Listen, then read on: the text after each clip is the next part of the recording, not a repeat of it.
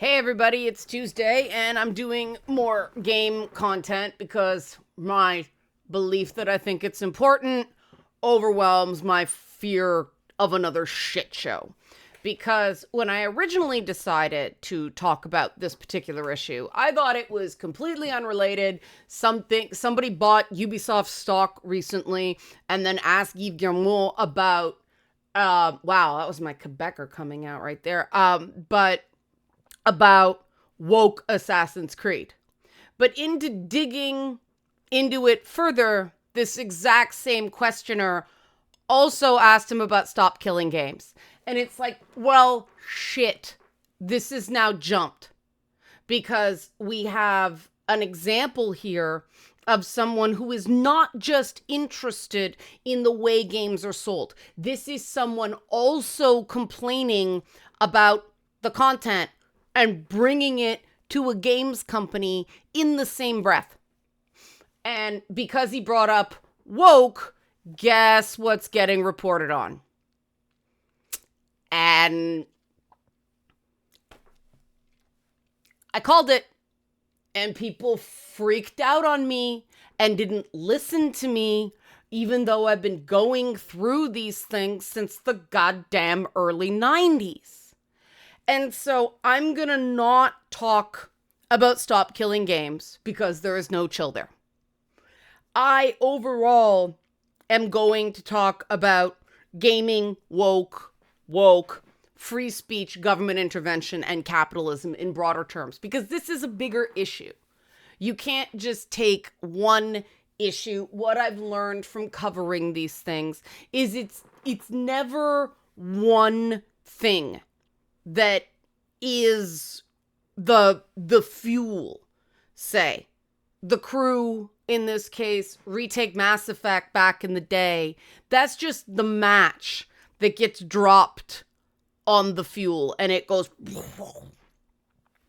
And there have been rumblings and a sense of unfairness in gaming going back quite some time. And this has been fueled by online influencers that do not necessarily have people's best interests at heart. And you'll notice I have an Arby's glass because if you are going to freak out and become personal and go after my age and my weight and my fertility and my looks and my intelligence and all that stuff over something that is going to be very esoteric and wonky, this is an Arby's, okay? So if you actually like this content and want to support it, the best way you can do it is support this channel. Help support this channel. Become a monthly patron, patreon.com/LeannaK, or buy a one-time Leanna Care session for someone who can use it but can't afford it, coffee.com/LeannaK. If you don't have money to throw around or you don't want to, please just like and subscribe. If I get more subscribers based on this stuff, I will do more gaming content. I'm in the process of shifting things around. If it just goes to shit, I'm going to back away again. And right now, I'm leaning towards back away again. Because this stuff I do think is really important. And it is actually quite complicated.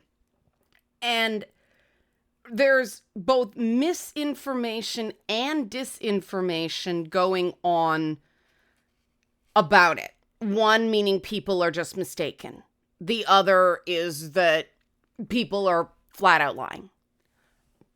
And I always forget which is which, but people are just mistaken on, say, the fact that, Sandfall, the makers of Clair Obscur Expedition 33, that it was a team of only 30 people. It's not when you factor in all the contractors that came on. It has a core team of 30 people, which is still small, but, a lot of indie devs that don't have a AAA background make do with a lot less. Remember, Sandfall started when 15 people yeeted from Ubisoft to go make this.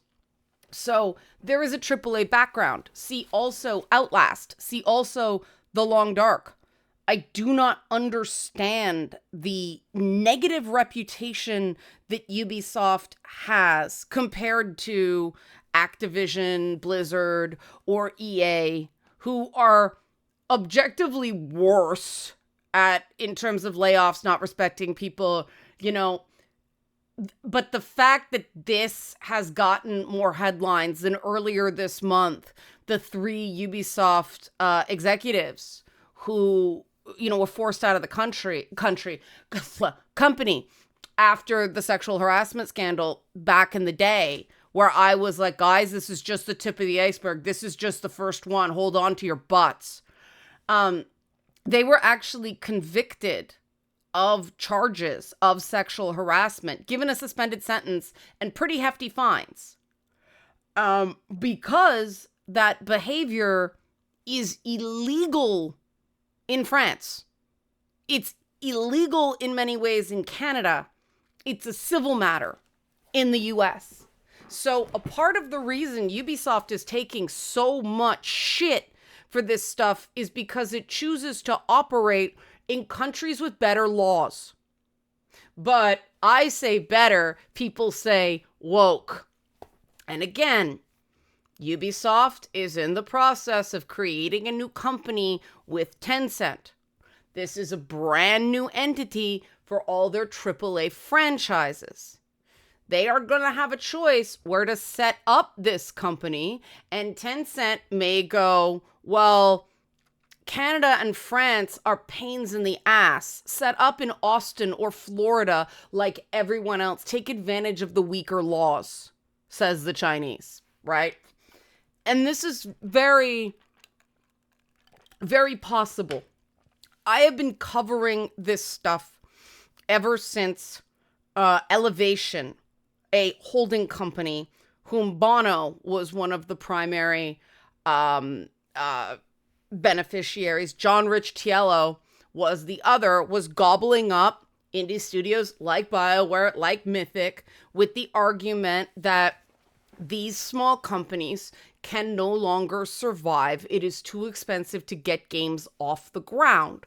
So we're going to make this consolidated company to make sure that these games can now make games that will make, at the time it was, I think it was 5 to 7 million in sales, when the games these companies were made before that were beloved by the people who were playing them, but they were only getting about 1 million players because you could make money at that back in the day. You can't anymore. It's just too expensive to make this shit. Well, we all know what happened. Elevation sold to EA, and John Rich Tiello installed himself as CEO. And this level of self-dealing with Bono from U2 at the head. I discovered this doing a documentary when I was a music journalist. And I did a documentary looking into Bono that was only aired over a single weekend, only aired 3 times. And at Much Music, that was nothing. But it was solid investigative reporting, and they yanked it after only a weekend because they thought, oh, if we kept running it, if we asked questions, Bono wouldn't come there anymore. So, and it was basically about, among other things, how Bono was, we call it woke washing now, his musical content, and doing a lot of things that were basically dodging tax laws. His media company business was in the US because that had the most preferential laws. His hotel interests were in France because the best breaks were there. And that was at the time when U2 was still paying 0 tax off their music in Ireland because of the laws. They then closed that program for people making over a certain amount. And I happened to stumble into this media company that was buying up game companies. So it's very important that the industry is viable enough so that smaller companies can get a foothold as much as larger companies. And that's why, especially since we do have a U.S. Supreme Court ruling that games are protected speech under the First Amendment. And then we have China that just doesn't give a shit, right? The US Supreme Court ruling was in response to violence in video games. And when that ruling came down, we didn't have all the longitudinal studies that show no, games don't cultivate violent behaviors or violent attitudes. They may appeal to people where they pre-exist, you know, people who like violence in games.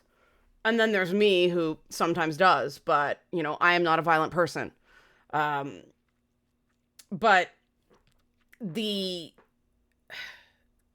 there's a ruling, and that was done based on the idea that even though there may be harms,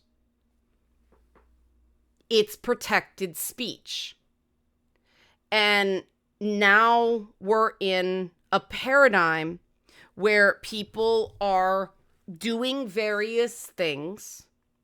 And this isn't just, you know, stop killing games. This is the anti-trans forces, the feminist forces. They keep making these runs at games, trying to override that ruling of free speech, in this case, trumps any potential harms games may have. And I mean, shit, we're still waiting on that loot box ruling. And that loot box ruling was those hearings were when I was recording Boss Fight. It was years ago. That's how slow this stuff takes. But I mean, loot boxes have been pulled out of games, you know, because people don't like them. And yeah, in that case, there is credible evidence that it's a gambling behavior. The brain registered as gambling. There's the same harms as gambling. And, you know, so then we move to Fortnite was the beneficiary of that. At the time, Fortnite was saying, look, we don't have loot boxes. If you want to buy cosmetic items, you are getting exactly that within the free-to-play structure. But now there's a future where Fortnite may have to change its entire model because that game will have to be playable offline. And right now it ain't. And so the movement away from the less bad stuff and the movement away from subscription fatigue that came about with free to play. I mean, we would be living in a very different gaming environment right now if Ray Muzica hadn't had to resign as VP at EA because the Old Republic didn't do gangbusters at launch. The Old Republic went on to be decently successful once they moved to a free-to-play model.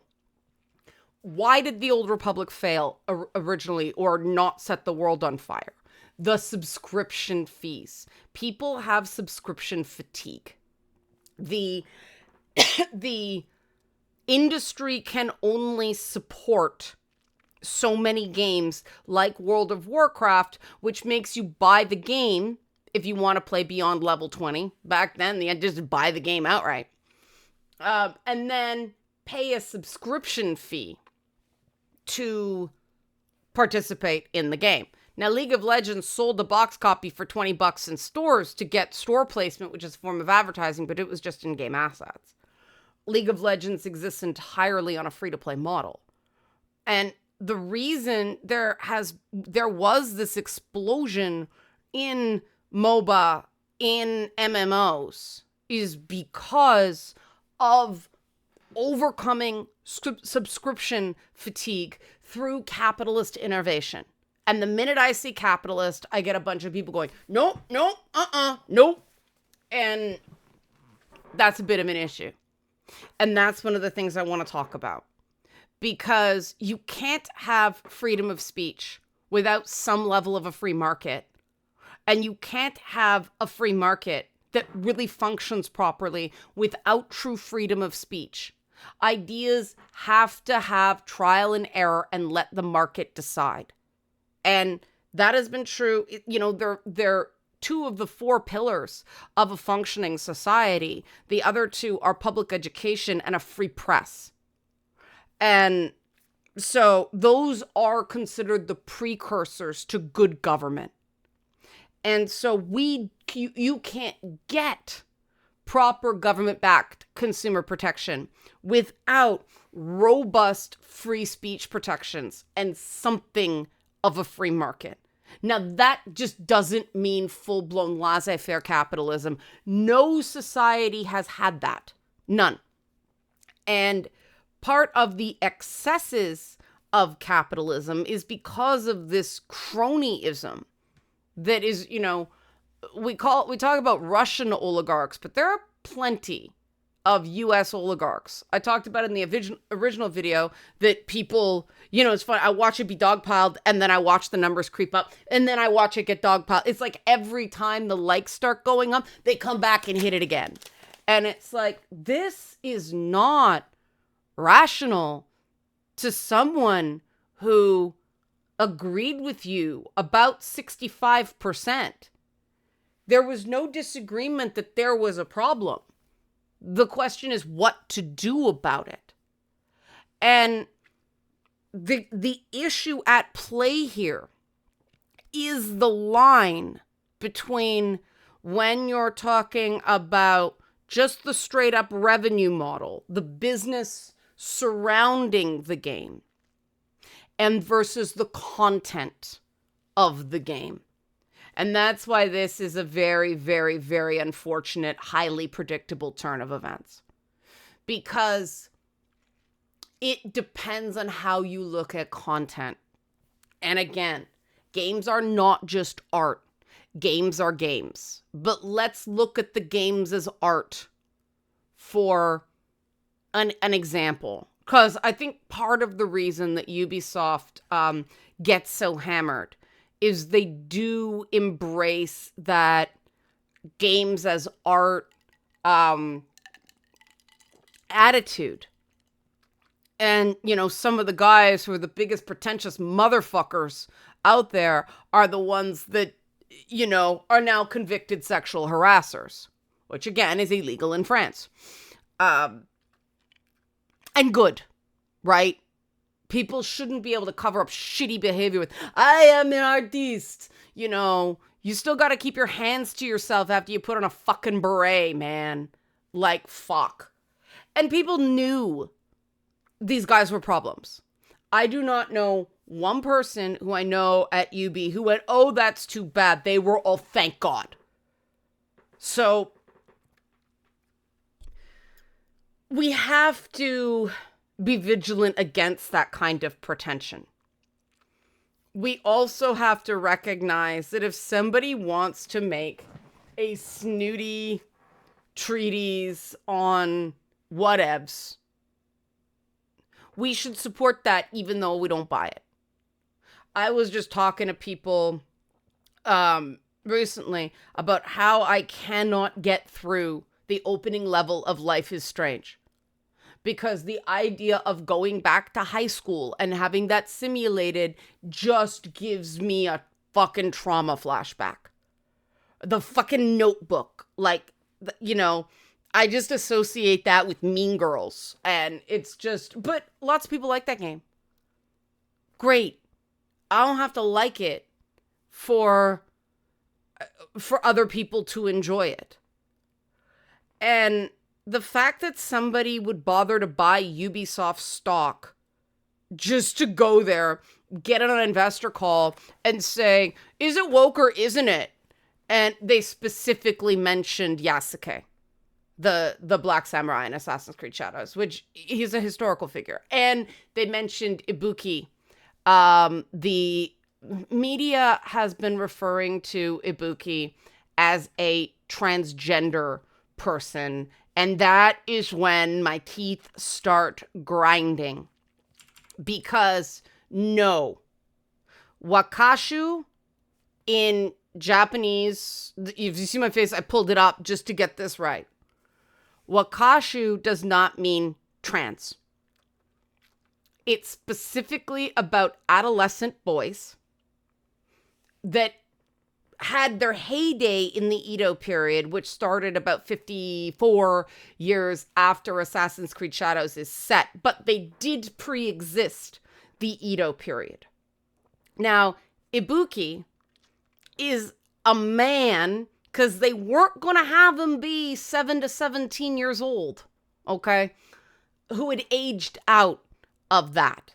And so there was a very definitive haircut, a small shaved portion at the crown of his head, right? And then long forelocks on the sides. And then they wore kimonos with open sleeves.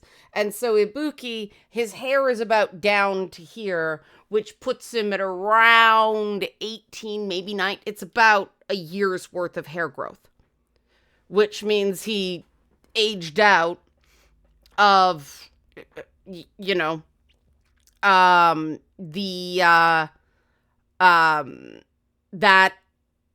gender thing. And are Wakashu linked to homosexuality? Yeah. Again, these were 7 to 17-year-old boys, and they were considered by the society of the time subjects of erotic desire for young women, and older men, as long as the older man played the active sexual role, which means the older man topped. This is just history, folks. So if you want to claim that Ubisoft was woke by not being totally historically accurate and having it be optional for Yasuke to mac on a 16-year-old boy, knock yourself out. But I thought it was an interesting way to use a man who is aged out of that social role, because you never talk about, well, what happens to these boys after they fulfill this role in society, which by modern standards is fucking ew, right? Now, should this be barred from games because the social role they're glancing off of is considered child abuse by modern standards? Because it kind of is. No, I don't think so. I think they handled it responsibly. I don't think anything should be banned. Just simply because, well, that means, say incest. Okay, bad shit happens with incest, but if we ban it completely, Game of Thrones games are going to be a little bit challenging, right? Because you can't have anything connected to the Targaryens, because that's incest. Horrific things have to be able to be depicted in art. And commercial models, which are experimental, which may, leverage the fact that people throw money at dumb shit, have to be allowed to exist because it does inform the content. I came from theater before I switched to television. And in theater, you're not allowed to record the performance and take it home with you. And so I'm sitting here going, if somebody had said, well, now we can record things. So theater is anti-consumer. The tickets are way more expensive than your average DVD, and I don't get to keep it. I feel misled, People would go, that's insane. Because the fact that it is live, the fact that it isn't a possession, it is an experience, is part of the art. That is the same as a live concert. People pay, I don't know what, for Taylor Swift's music that they own. Most people get it on Spotify, but if you do get it on like Amazon Music, I have no idea what the fuck that costs. But it's $300 for a Taylor Swift concert ticket, and you don't get to keep it. You don't get to keep Taylor Swift. You don't take Taylor Swift home in a box with you to be yours forever. And I'm not saying for sure that that's what games are on an individual basis. I do think that something like Splatoon's Splatfest, where they basically simulate pop idol concerts, do imitate that artistically. And I think that if government gets in the way and goes, you can't do that anymore because it can't be preserved in an offline state, because once a Splatfest is over, they wipe all that content, right? I do think that cripples the Splatoon devs' artistic expression. Now, you can disagree with me, but the point is we have to have these conversations, right? We can't shout down this dissent. Every idea begins as an unpopular one. Every new idea. Things don't immediately become instantly popular. And there is, and I mean, we've got a Supreme Court ruling regarding money in politics, that money is speech, which is why, these things aren't going to get anywhere in the US. Now, does that mean I think there should be zero consumer protections? No, I said this from the beginning. I think games should be clearly labeled. But there are deeper questions at play here, because once government managed to set a precedent that overrides that US Supreme Court ruling that everybody cheered, because we want our splattery games, right? And the powers that wanted games to be perpetually benevolently sexist instead of, what they considered to be hostile sexism, they had to be more subtle because of that ruling. They had to show that somehow women were getting exploited, and so, it became the porn wars all over again, and they just scared developers and appealed to a much more insidious form of sexism that I think has hurt games as an art form going forward. I think that the fact that we don't have desire demons in Dragon Age that, look like the purple ladies, I do think that means we can't do what Metal Gear 5 did with Quiet, for instance, where everybody's like, oh, come on, she's like, oh, she breathes through her skin? Sure. You were supposed to reject Quiet off the bat. Hideo Kojima is an absolute master in making you feel exactly what he intends at any given moment. And a Death Stranding 2 video is coming on that when I finish the game. I don't want to rush it. You were supposed to reject Quiet because people in the game reject Quiet. And Kojima wanted to take you from going, oh, this is just a fan servicey character, because then you see how mistreated by men she is because she's treated as an object. And oh, gee, I thought women were supposed to be able to dress any way they want. And men are supposed to be able to be respectful. And preferably complimentary. But, we can't have everything. And we're not going to have that for a really long time, because what ended up happening is that in order to force the hostile sexism, the potential for hostile sexism, for objectifying women, which is not what Metal Gear 5 did. It took you from, there's two critical scenes with Quiet in that game, right? One where she's being drowned by a bad man, and another one where she's dancing in the rain. Kojima has a thing about girls dancing in the rain. I think it's just a metaphor for purity, right? It's a simple thing. It doesn't cost any money, right? But the fact that it's both water used very, very differently, I do think is, and I mean, water has a symbolism in Japanese metaphor as well, right? But you go from, dismissing Quiet as a pander And I went, "Pfft," because no one that pale is showing exposed skin in the desert. That was my first reaction to Quiet when that trailer was unveiled. No, I'm like, I had to be out in the sun this weekend. I was covered up, right? But the game allows that journey, and it's profound.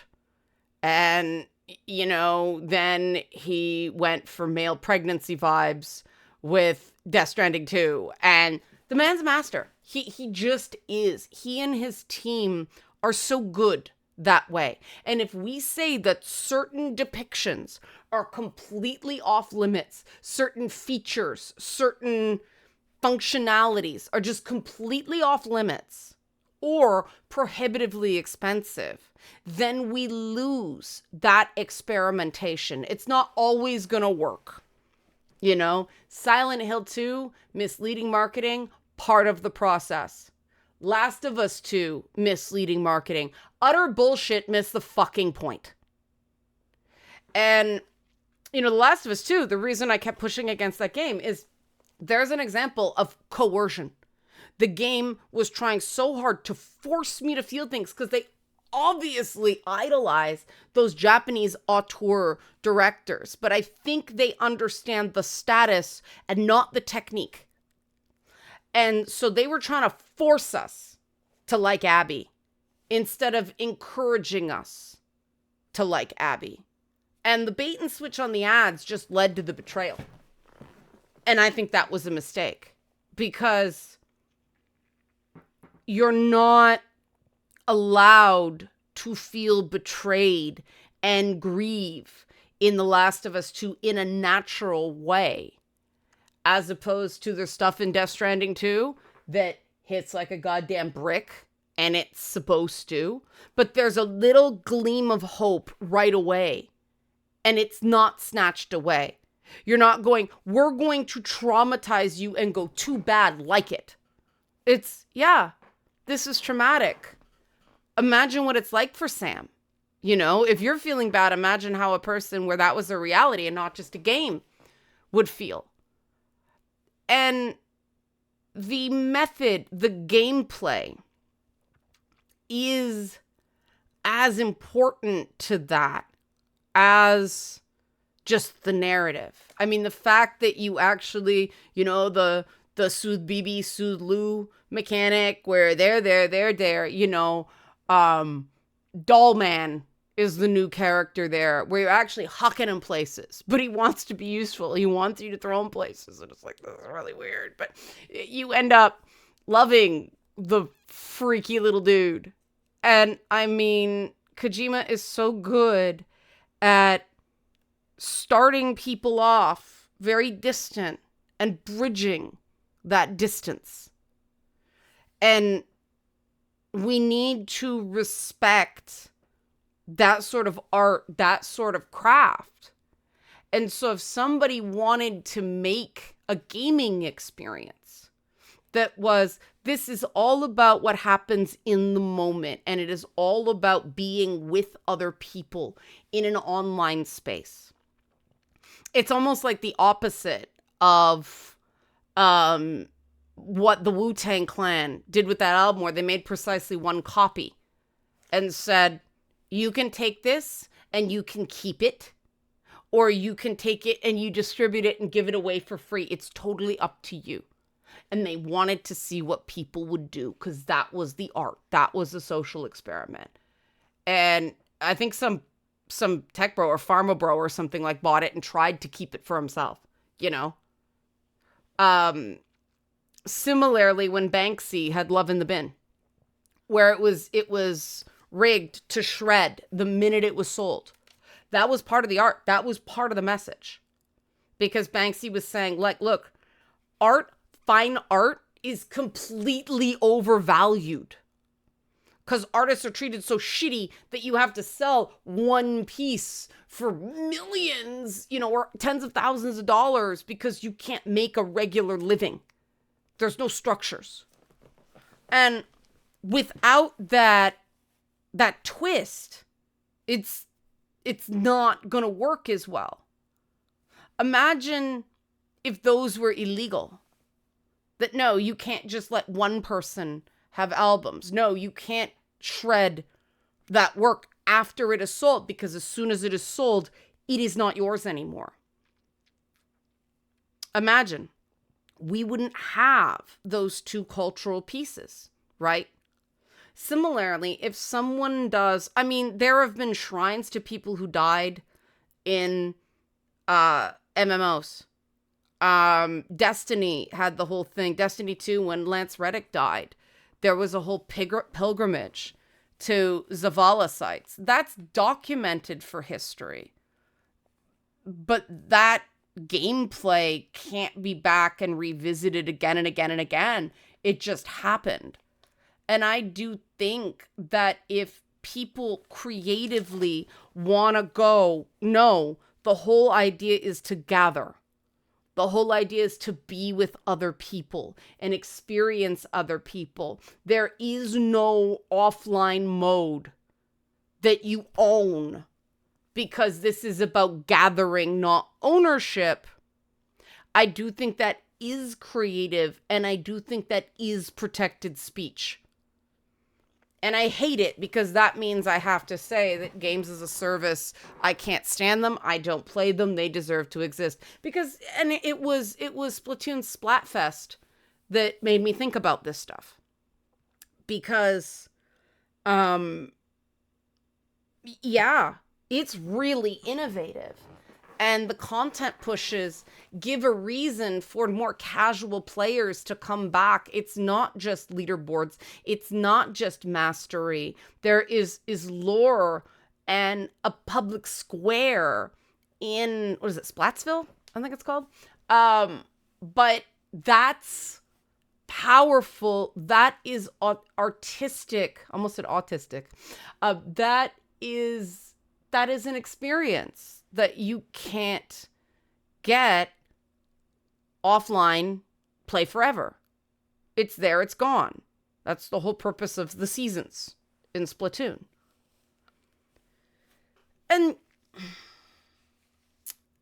maybe there's a way to do it under government regulation, but why? Why can't we just say, look, we want fair value for our money. Let's talk about how we can get there, right? The fact that everything is so coercive, that's the part that gets me. We're going to force this across the industry, even though it's a non-starter in the US. We're going to force people to not treat women badly.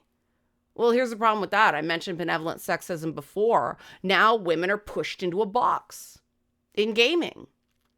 That you have to be, a B cup and, well, still skinny. Because if you happen to have hips, oh, that might be sexual, young and innocent, because any woman with any life experience, oh, no, that may shame someone. And so we keep getting these coming of age stories with these young women that don't know who they are, voiced by, what's her name, Jennifer Valentine or Shadowheart. Like, oh, I don't know who I really am. Again and again and again. And fuck me, it's the only story we're allowed to tell. Because we have to put female insecurity up on this fucking pedestal. What's wrong with that? Well, one, it's boring. Two, because they went and did the exact same riff with Mayal and Claire Obscure. Let's face it. It's the same basic story, right? I don't want to spoil, but holy shit. And there's nothing wrong with that story. It's just that's the only one that's acceptable for a woman to do now. Coming of age, learning who you are, regaining your lost memories. Fuck me. Learning to own your power. Fuck me. No. But anything else, if you step outside of that, then you get labeled like a pick-me by somebody like Anita Sarkeesian, who is also a spent force. But that attitude of unless you are small and quiet and demure and victimized and needing of help, I can't do it on my own. I need someone to help me do my Justicar trials for me. Avatar in Baldur's Gate 3. I want to be a Justicar, but I can't do it by myself. And people don't see a problem with this, right? Like, you do Shadowheart's fucking initiation trials for her. What the fuck? Right? Oh, but it's popular. You can't say anything, right? You know? It just... That is what's acceptable for women to be now in gaming. Fucking helpless. And if you step out of that, or heaven forbid, you exist above the age of whatever's considered hot now, it seems to be dropping more and more like the fucking number in Expedition 33.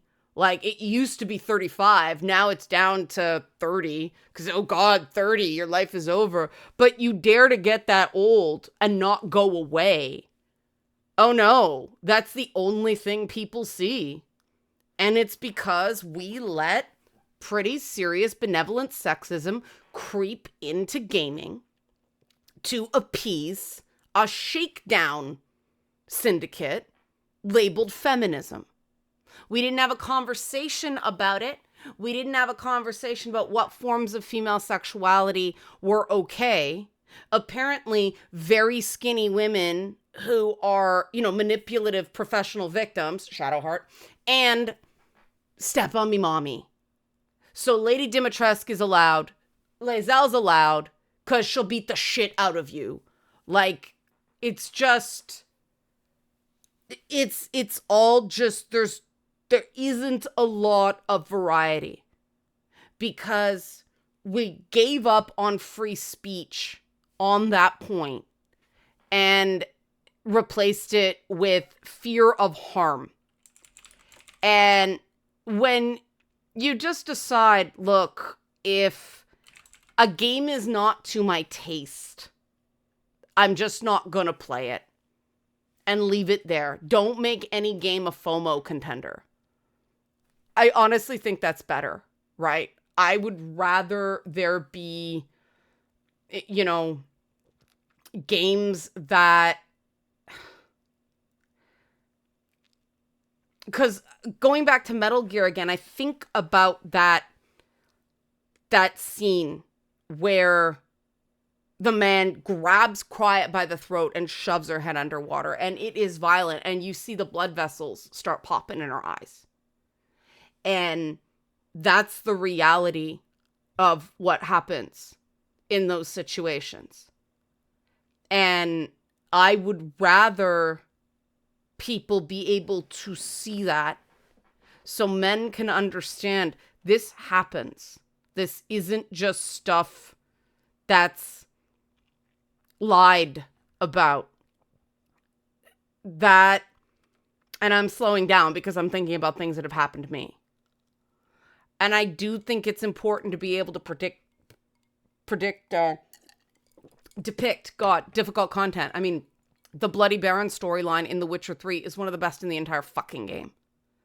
And it deals with some dark shit.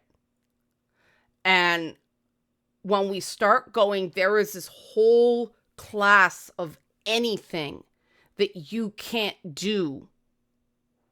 We get the benevolent sexism of gaming right now. And the thing that pisses me off about AC Shadows is that now I managed to thread that needle where it was not one of the typical stories. It was learning about her past, but it wasn't about who she was. She knew who she was, and she's not okay. And she's not cured. She's not given godlike power by the end. Nobody comes down and goes, you are this very special. Oh no, you're not really a Sharon. You are a Selûnite. You are all that is good. You are the Sun Maiden, Shadowheart. But, it's okay. I totally understand why you keep your Sharon name, even while you're getting all the privileges of this other faction you haven't spent a day that you can remember in, and you're forsaking via your own name. Assassin's Creed Shadow doesn't do that. There are real costs to Naoe. She makes mistakes. And I mean, the thing about Ibuki is not canon mode. Anyway, Ubisoft established a canon in that, and it ain't that. And Naoe is such a good character, and everybody's focusing on the fact that there's a black guy. Well, there was a black guy in Japan, and Leonardo da Vinci and members of, the signers of the Declaration of Independence being part of certain secret societies, that is also history that they stretched to make them allies of the assassins. Jack the Ripper probably didn't have a run-in with, Jacob and Evie because they're not real people, right? If you don't like it, don't play it.